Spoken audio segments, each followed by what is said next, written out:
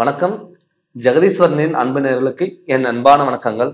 நம்ம இந்த வீடியோல என்ன பார்க்க போறோம்னு பாத்தீங்கன்னா, கிட்டத்தட்ட விருச்சிக ராசிக்கு ஆகஸ்ட் மாதம் 5ஆம் தேதியில இருந்து என்னென்ன மாற்றங்கள் வரப்போகுது, 52 நாளுக்கு பாத்தீங்கன்னா என்னென்ன மாற்றங்கள் வரப்போகுது அப்படின்னு சொல்லிட்டு நம்ம பார்க்க போறோங்க.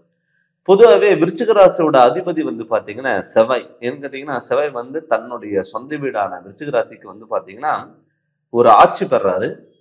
எப்பவுமே செவ்வாய்ங்கிறது பாத்தீங்கன்னா ஒரு கோபம், ஆக்ரோஷம், ஒரு பதட்டம், ஒரு சுறுசுறுப்பு அப்படி மிக்க ராசி எதுனா விருச்சிக ராசி. நிறைய பேர் விருச்சிக ராசிக்கு பாத்தீங்கன்னா மற்றவங்களுக்கு தெளிவான முடிவு எடுத்து சொல்லிடுவாங்க. ஆனா அவங்களுக்கு ஒரு விஷயம் வரும்போது பாத்தீங்கன்னா பயம் வரும், குழப்பங்கள் இருக்கும், பதட்டம் இருக்கும். அது மாதிரி இருக்குமா, இது மாதிரி இருக்குமா, அப்படி நடக்குமா, இப்படி நடக்குமா அப்படிங்கிற ஒரு பதட்டத்திலேயே பாத்துட்டீங்கன்னா எல்லா வாய்ப்புகள் பாத்தீங்கன்னா தவற விட்டுருவாங்க. அப்படிப்பட்ட ராசி தான் விருச்சிக ராசி. அதுக்கு காரணம் பாத்தீங்கன்னா சந்திரன். அவங்க விருச்சிக ராசியில பாத்தீங்கன்னா சந்திரன் பாத்தீங்கன்னா நீச்சம் பெறாரு, சனி பகை பெறாரு. ஆனா இப்ப இந்த கோச்சாரப்படி ஆகஸ்ட் மாதம் 5ஆம் தேதியில இருந்து பாத்தீங்கன்னா கிட்டத்தட்ட 52 நாள் வரைக்கும் பாத்தீங்கன்னா கண்டிப்பா அவங்களுக்கு நல்லா இருக்கும். அதுக்கு காரணம் பாத்தீங்கன்னா உங்க ராசி நாதன் பாத்தீங்கன்னா செவ்வாய் பகவான் உங்க ராசிக்கு 11ஆம் இடத்துல பாத்தீங்கன்னா இருக்க போறாரு. அதுக்கப்புறம் 12ஆம் இடத்துக்கு விரயஸ்தானத்திலையும் வரப்போறாரு. லாபஸ்தானத்துல இருந்து விரயஸ்தானத்துக்கு வரப்போறாரு. அப்படி விரயஸ்தானத்துக்கு வரும் பொழுது கண்டிப்பா உங்களுக்கு பாத்துட்டீங்கன்னா நல்ல ஒரு மாற்றங்கள் கண்டிப்பா வரும். அது மட்டும் இல்லாம பாத்தீங்கன்னா குரு பகவான் உங்க 2க்கு அதிபதி பாத்தீங்கன்னா குரு பகவான் மிதுன ராசியில உட்கார்ந்துட்டு, அதாவது உங்களுக்கு விரயஸ்தானத்தையும் பாக்குறாரு, தன்னுடைய குடும்பஸ்தானத்தையும் பாக்குறாரு. அப்படி இருக்கும் பொழுது பாத்தீங்கன்னா நம்மளால முடியாதுன்னு ஒரு விஷயம் நினைச்சிட்டு இருந்திருப்பீங்க. நம்மளால டெவலப் ஆக முடியல, வருத்தப்பட்டு இருந்திருப்பீங்க. கடன் கட்ட முடியல அப்படிங்கிற ஒரு ஃபீலிங்ஸ் எப்பவுமே உங்களுக்குள்ள இருந்திருக்கும். சில டயத்துல கோபத்துல எடுக்கிற முடிவும், அவசரப்பட்டு பேசுற வார்த்தைகள் சில டயத்துல உங்களுக்கு தப்பா போயிருக்கலாம்.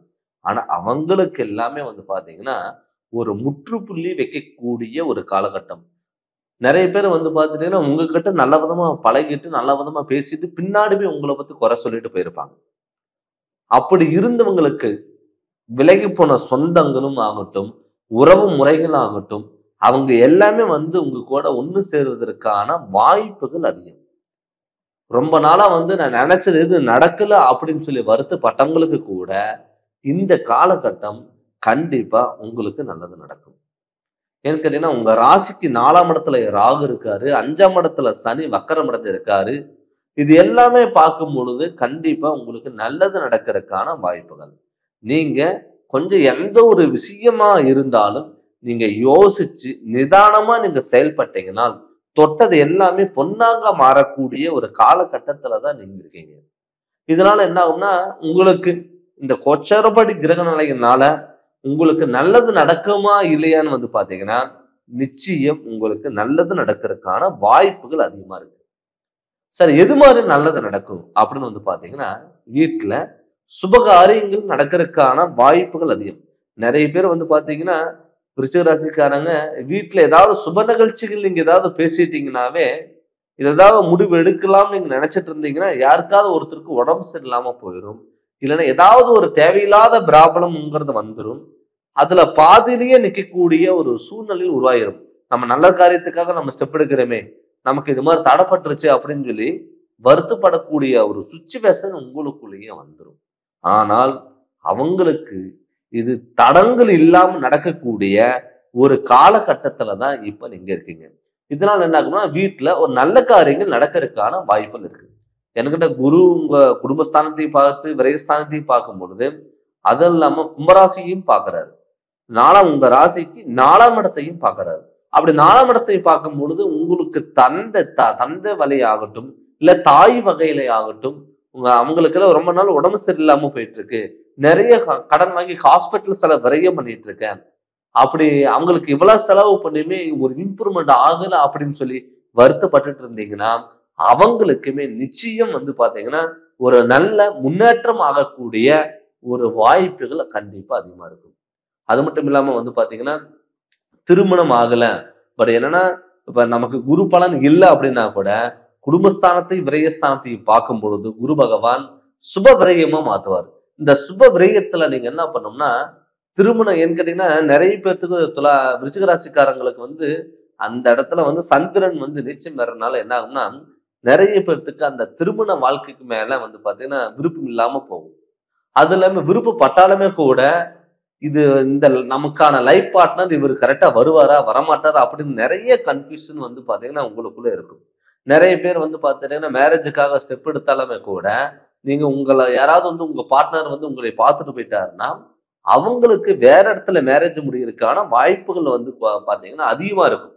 அவங்களுக்குமே வந்து பாத்தீங்கன்னா இப்ப அந்த திருமண யோகங்கிறது தடங்கள் இல்லாம கண்டிப்பா நடக்கும். அதனால அந்த திருமணத்துக்கான ஸ்டெப் எடுங்க, கண்டிப்பா உங்களுக்கு அமையும். அது மட்டும் இல்லாம விருச்சிக ராசி பொறுத்தளவுல கணவன் மனைவிக்குள்ள எப்பவுமே வந்து பாத்தீங்கன்னா மிஸ் அண்டர்ஸ்டாண்டிங் இருக்கும்.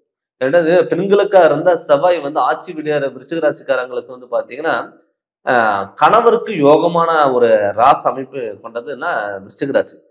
செவ்வாய் வந்து பாத்தீங்கன்னா ஒரு பெண்களோட ஜாதகத்துல விருச்சிக ராசிக்காரங்க செவ்வாய் வந்து ஆட்சி பெறாரு. இப்போ ஒரு ஜாதகருக்கு எடுத்துட்டீங்கன்னா ஒரு கணவருக்கான பார்க்கும் பொழுது அந்த செவ்வாய் வந்து கணவருக்கு யோகத்தை கொடுக்கும், சகோதர ஸ்தானத்துக்கு யோகத்தை கொடுக்கும் விருச்சிக ராசி பொறுத்தளவுல. அப்படி பார்க்கும் பொழுது பெண்கள் சார்ந்த விஷயத்துல வந்து பாத்தீங்கன்னா கண்டிப்பா ஒரு கணவன்மார்களுக்கு வந்து பாத்தீங்கன்னா நல்ல யோகத்தை கொடுக்கும். ஆனால் கணவன் மனைவிக்குள்ள கொஞ்சம் விட்டு கொடுத்துட்டு போகிறீங்க. ஏன்னு கேட்டீங்கன்னா செவ்வாய் வந்து உங்களுக்கு ஒரு ஆட்சி வீடா இருக்கிறதுனால சடனா அவ்வளவு சீக்கிரம் பேச மாட்டீங்க.